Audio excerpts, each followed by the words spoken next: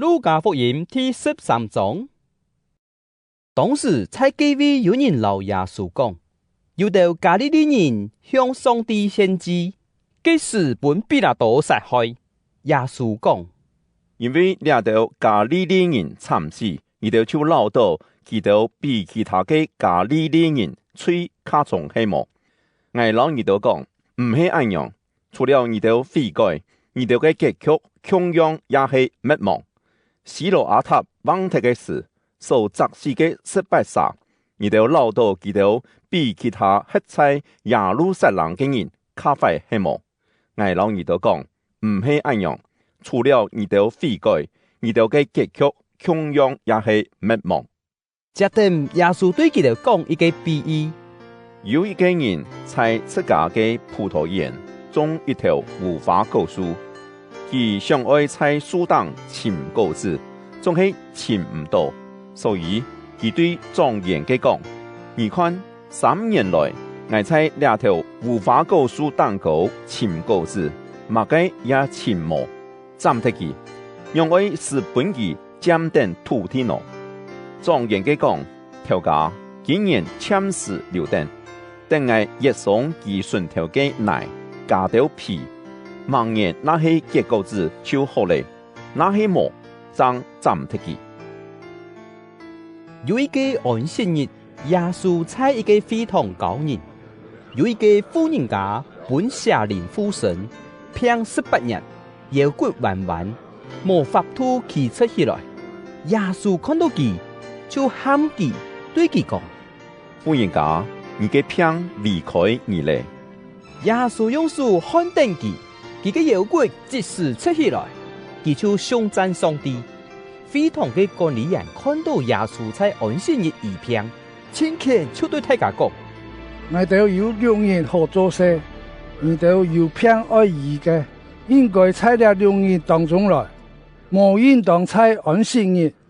主恩佢講：你哋都假冒為善嘅人啊！敢講你哋得殺在安息日，超無解開草邊嘅牛，也係離嘅，前去啉水嘛？倆婦人家係亞伯拉罕嘅後代，基本實定困定18年，敢講在安息日，超無應該解開佢嘅鎖鏈嘛？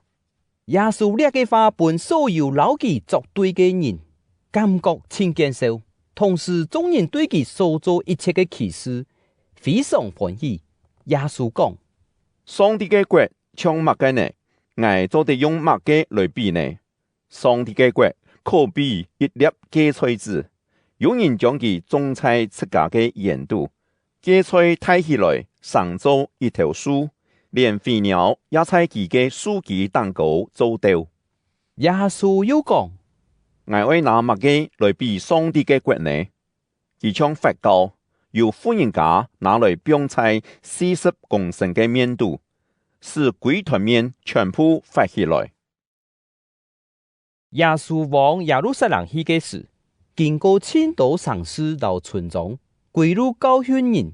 有人問佢講：主啊，得救嘅人親少係麼？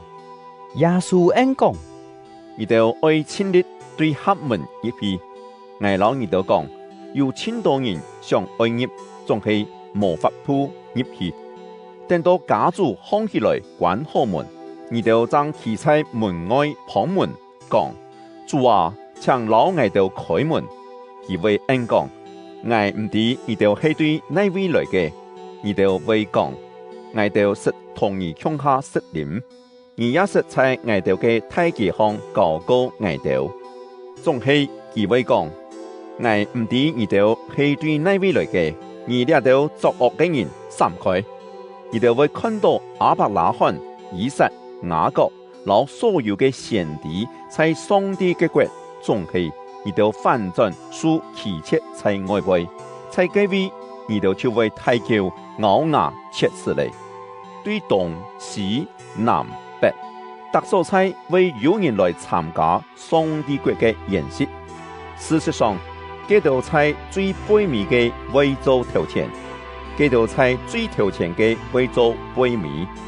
就在這時，有幾個法利賽人來見耶穌，對佢講：你要離開這位去別個所在，因為希律想愛吃你。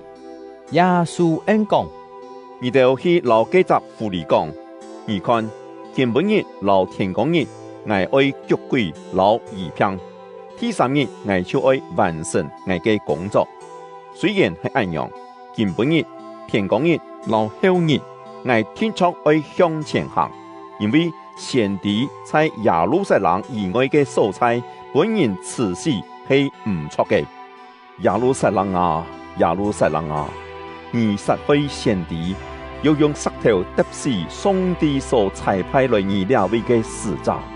我用辦多擺去保護你嘅子女，像野馬棲息鴿子在一甲下一樣，總係你哋無愛。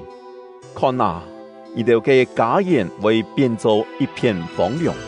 我老你哋講，從今以後，你哋會看我唔到，直到你哋講。願上帝祝福本嘅奉主名來嘅。